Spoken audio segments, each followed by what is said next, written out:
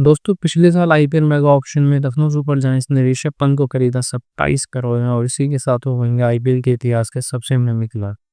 लेकिन कभी सोचा है कि स्पोर्ट्स की दुनिया में सबसे महंगा खिलाड़ी कौन सा, किसने साइन करा आज तक का सबसे बड़ा कॉन्ट्रैक्ट?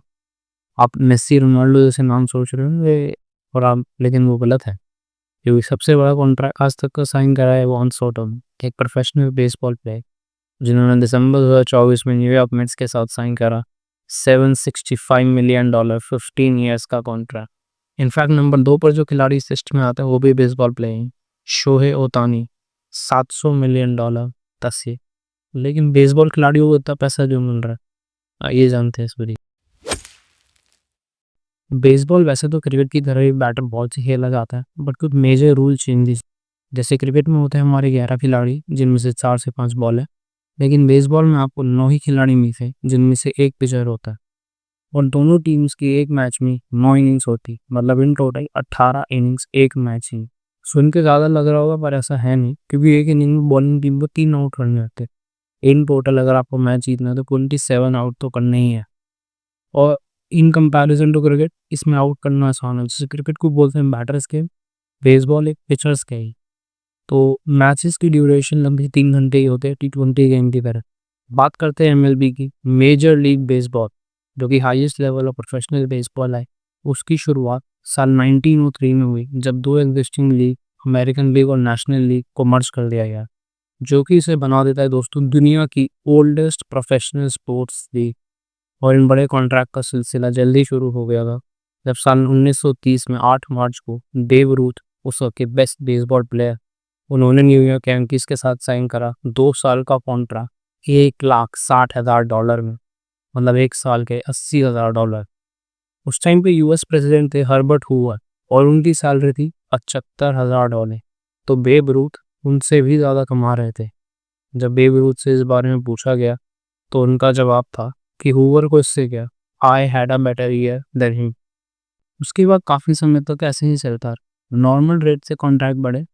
लेकिन बड़ा चेंज आया 1975 में फ्री एजेंसी के आने के बाद। इसके आने से पहले की रिजर्व क्लास का सिस्टम था, जिसकी वजह से खिलाड़ी अपना कॉन्ट्रैक्ट खत्म होने के बाद दूसरी टीम के साथ कॉन्ट्रैक्ट साइन नहीं कर सकते था। उन्हें अपनी पुरानी टीम के साथ ही कॉन्ट्रैक्ट साइन करना पड़ता था। लेकिन अब किसी भी टीम को ज्वाइन करने के लिए खिलाड़ी एलिजिबल थे। और इसी के साथ दोस्तों जन्म हुआ $1 मिलियन कॉन्ट्रैक्ट्स। पहला बड़ा कॉन्ट्रैक्ट साइन करा कैटफिश हंटर ने $3.25 मिलियन 5 न्यूयॉर्क यांकीज के साथ। आप एक चीज़ नोटिस करेंगे कि न्यूयॉर्क यांकीज फिर से, क्योंकि वो मोस्ट पॉपुलर टीम है और इसका मतलब सबसे ज़्यादा पैसा भी उन्हीं के पास।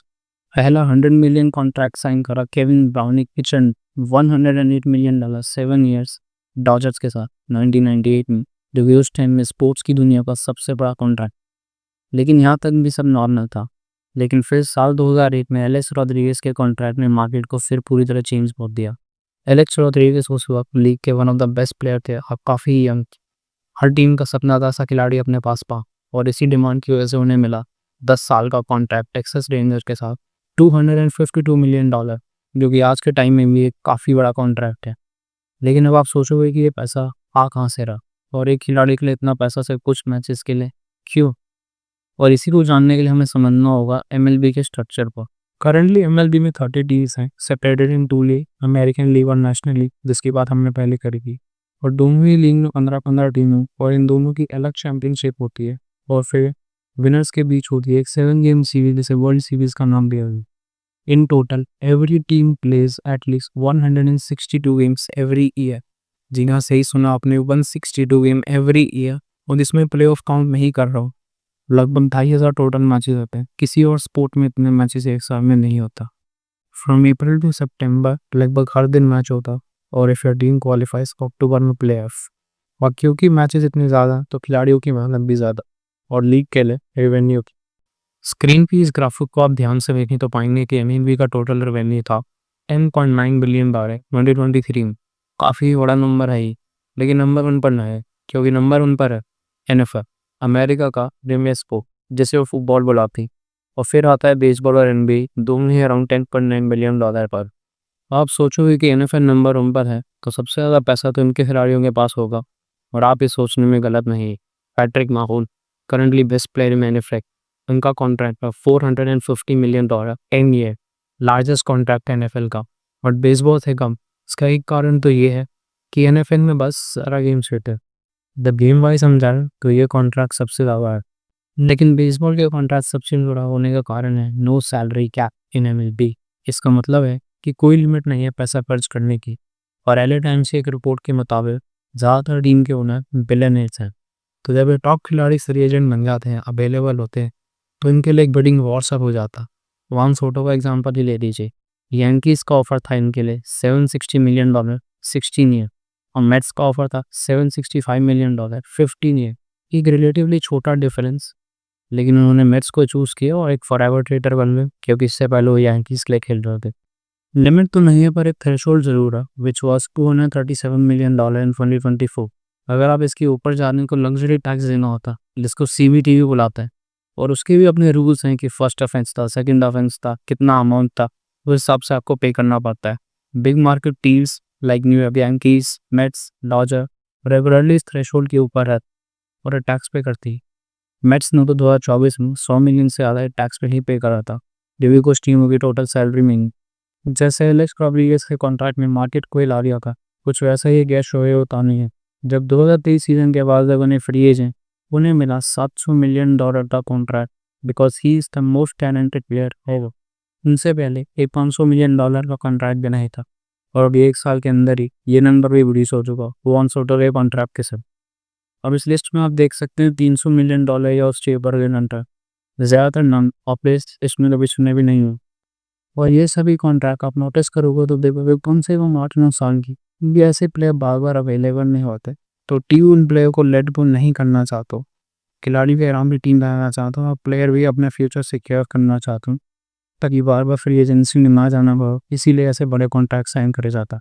लेकिन ये सभी कॉन्ट्रैक्ट एक बहुत बड़ा रिस्क भी होती है, क्योंकि ये सभी गारंटीड मनी। मान लो अगर कोई खिलाड़ी को करियर एंडिंग इंजरी हो जाए या पैसा मिलने का परफॉर्मेंस डाउन हो जाए, जो कि पॉसिबल होगा, तब भी पूरा कॉन्ट्रैक्ट पे करना पड़े। और यहीं पर मैं इसका यूरोपियन फुटबॉल से कंपैरिजन करना चाहूँगा, क्योंकि आप में सब लोग सोच रहे हैं कि वहाँ पर भी खिलाड़ी दो या फिर वेरिएबल मनी सैलरी मिलती है, और आप सही हैं। लेकिन वहाँ पे बड़ा डिफरेंस ये है, उन खिलाड़ियों को ये नहीं मिलती है, उनकी सिर्फ प्राइम में ऐसी, जो कि 4 से 5 साल या 6 से 7 साल का लीडरशिप, उसके बाद में ऐसा कॉन्ट्रैक्ट मिले ना मिले उसकी कोई गारंटी नहीं। लेकिन यहाँ पर 10 से 15 साल के कॉन्ट्रैक्ट के बीच आपके गारंटी नहीं, एंड आपके प्राइम के बाद भी आपकी रेस में आपको वैसा ही पैसा मिलेगा जैसे आपके प्राइम रेस में। और अगर मेसी रोनाल्डो की बात करूँ तो यस, उन्होंने भी कभी इतना बड़ा सिंगल कॉन्ट्रैक्ट साइन नहीं करा है। मेसी का सिंगल लार्जेस्ट कॉन्ट्रैक्ट था $674 मिलियन बार्सिलोना के साथ 4 साल के। और ईयर वाइज देखें तो बेसबॉल के किसी भी कॉन्ट्रैक्ट से वो ला रहे हैं। और रोनाल्डो का सबसे बड़ा कॉन्ट्रैक्ट था उनका रीसेंट सऊदी कॉन्ट्रैक्ट, लेकिन फिर भी एक कॉन्ट्रैक्ट के अंदर उन्हें इतना पैसा कभी गारंटी नहीं थी। ये बात अलग है कि उन्होंने करियर में अपने किससे ज़्यादा पैसा प्रॉब्ली सैलरी में कमाया, लेकिन एक सिंगल कॉन्ट्रैक्ट में कभी नहीं। तो ये थी दोस्तों मेजर लीग बेसबॉल के मिलियन डॉलर कॉन्ट्रैक्ट सीखा, जो कि जल्दी बिलियन डॉलर बन सकते हैं। क्या लगता है कभी क्रिकेट इन नंबर्स के आसपास पहुंच पाएगा? कमेंट्स में ज़रूर बताना। अगर ये वीडियो देखकर आपका बेसबॉल देखने का मन करे तो आप चैनल पर ऊपर जाकर देख सकते हैं। एवरीडे मैचेस होते हैं अर्ली मॉर्निंग या लेट में। बहुत बहुत धन्यवाद।